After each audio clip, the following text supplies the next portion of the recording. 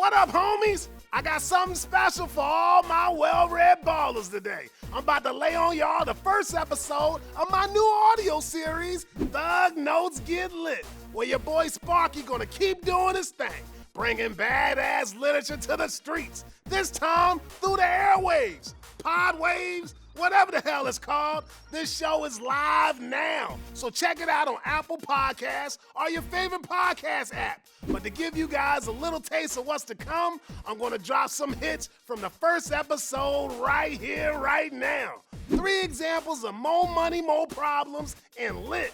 If you thought Biggie had it hard, you won't believe the shit these characters went through when they started rolling in the Benjamins. Number 3, Llewellyn Moss from No Country for Old Men by Cormac McCarthy. It's 1980 and Llewellyn Moss out hunting in the Texas desert when he stumbles upon a satchel full of C-notes at a drug deal that went south. Dude's an instant 7-figure baller. Unfortunately, that money puts him in the crosshairs of Anton Chigurh, a savage coin-flipping hitman hired to retrieve the stolen loot. And this dude don't play. If he say you dead, you dead. After sneaking back into the Badlands to help out a dying man, things go from bad to worse for Llewellyn. He's chased across the desert, nearly iced, and sent to the hospital after a shootout with the seemingly unkillable Chigurh. Man, I tell you, that dog Anton is like Suge Knight incarnate. After hearing Chigurh threaten to put one in his wife's dome, Llewellyn busts his ass to meet her in El Paso. Unfortunately, some Mexican hitman smoke Llewellyn and leave his wife completely on her own against Chigurh. And that boy Anton straight up wastes her just for being a third wheel in all this. Damn, that shit is cold-blooded. Llewellyn's life went straight to shit the moment he brought home that cheddar. But then, did it really? Some say his decision to help that dying man back in the desert is what ultimately did him in. Maybe this is a sign of who Llewellyn truly is, a good person who's just not cut out for that thug life. Or maybe it's a warning that there ain't no stopping death for anyone, not even for decent folks like Llewellyn and Mrs. Moss. If the cartels didn't cap him, Chigurh sure seemed determined as the devil to dust them both. Could Llewellyn have skipped town with all the monies? Or was there no escaping his showdown with death? Either way, Llewellyn tried to get out of Dodge with all the muscle his bankroll could buy him, and if that kind of cash can't duck the Reaper, then we're all f***ed. Number 2, J. Gatsby from The Great Gatsby by F. Scott Fitzgerald. When Nick Carraway lands a job in New York City during the 20s, he rents a shack next to the swank pad of J. Gatsby, a mysterious playboy who throws dope-ass parties but never joins them. It turns out Gatsby hosts these rages in the hopes of attracting his backwind honey dip, Daisy Faye, who lives across the bay from Gatsby's crib with her douchey old money husband, Tom Buchanan. After being blue ball for years, Jay and Daisy finally start hooking up. Unfortunately, they do a job at keeping it away from Daisy's hubby, who gets his revenge by telling her how Gatsby made all his bucks bootlegging. Yo, that boy Gatsby a hustler, man. In another twist, Daisy decides to stick it out with her deadbeat husband. Girl just can't handle the thug life at Gatsby's side. I thought you was a ride-or-die chick, Daisy. I'm disappointed.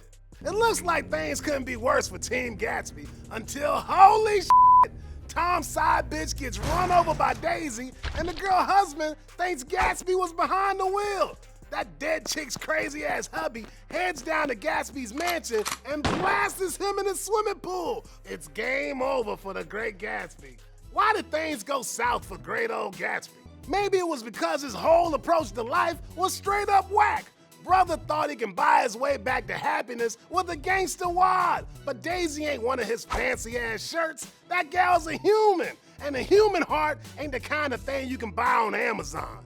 You gotta go on the black market for that kind of crazy shit. Becoming rich didn't make Gatsby any happier than being rich did for Daisy. I mean, just look at her. She's a top shelf socialite on the surface, but her heart is busted. Her marriage sucks, and she's shallow as f***.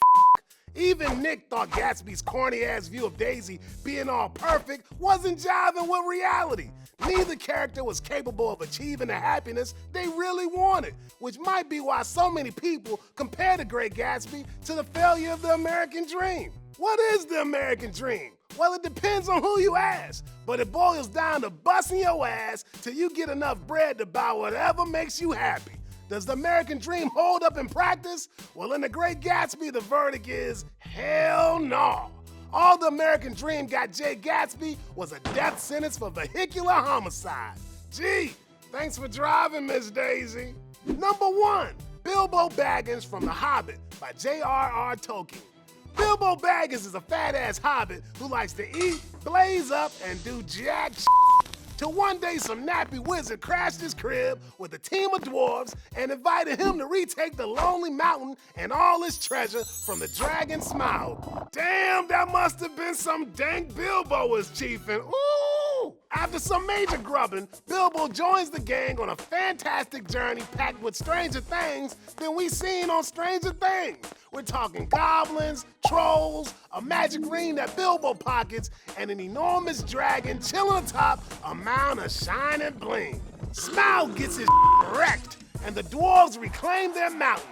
But faster than you can say, my precious, 5 armies hustle over and start scrapping over the recovered loot.